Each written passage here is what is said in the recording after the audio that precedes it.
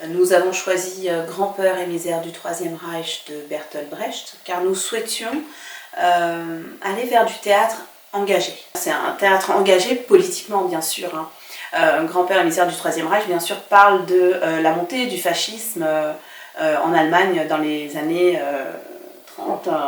Le format de Grand-peur et misère du Troisième Reich, ce sont des scénettes et nous avons sélectionné un certain nombre de scénettes, 12, pour justement permettre à chacun, au niveau théâtral, d'évoluer. C'est-à-dire, sur certaines scènes, pour certains acteurs, il fallait qu'ils développent telle ou telle compétence théâtrale. Les réussites, c'est... il y a beaucoup de nos acteurs qui ont vraiment bien évolué, qui sont partis de débutants à pouvoir vraiment jouer certaines scènes de manière excellente.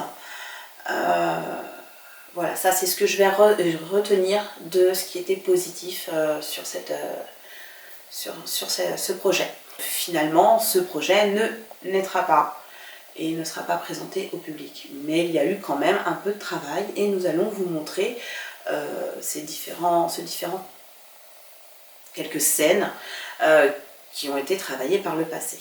L'année prochaine, je pense que le groupe Grand-peur et misère du Troisième Reich pourrait partir sur une comédie parce que nous avons besoin de sourire et de rire après ces 2 années difficiles, en espérant bien sûr que les conditions sanitaires nous le permettent. Alors qu'après 5 ans, ce sinistre braillard, persuadé, dit-il, que Dieu l'a envoyé, se sent prêt pour la guerre et puissamment armé.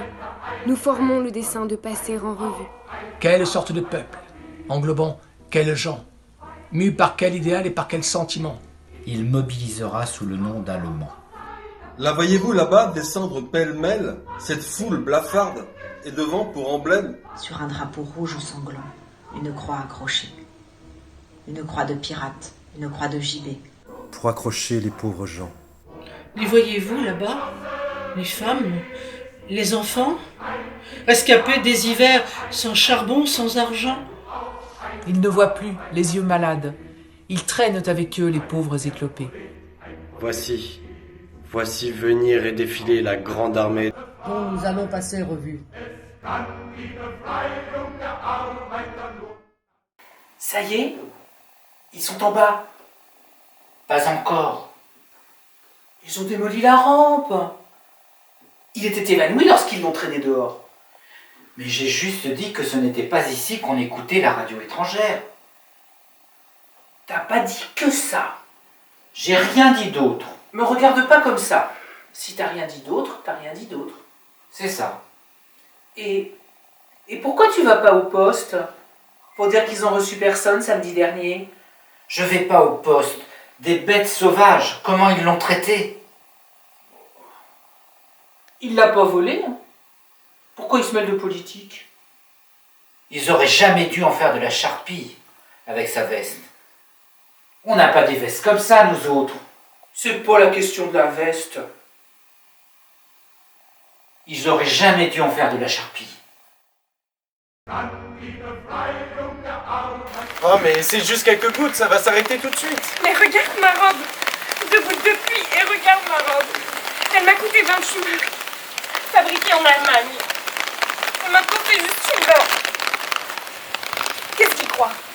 Ils peuvent tout se permettre avec des gens qui doivent gagner leur pain? Je gagne 22 marks par semaine. Oui mais calme-toi. Ah ça, les uniformes, ça peut les faire en laine. Ça oui. Et nous, va bientôt nous. Mais on se baladera à poil. C'est que des bobards, tout ça. Ça fait 3 mois que j'économise. 3 mois, j'ai même pas bu de café. C'est irrattrapable, ça. C'est vraiment des... Des quoi, mademoiselle? Rien, elle est juste un peu agitée à cause de la robe. Je voulais juste te dire... pourquoi il pleut autant?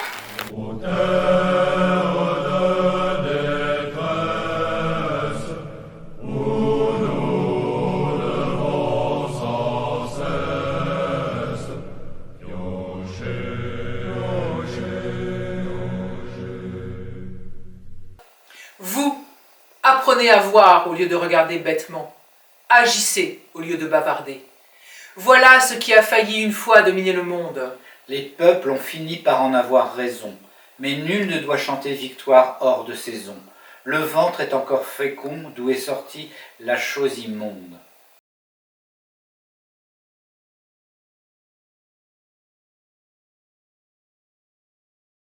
Oh.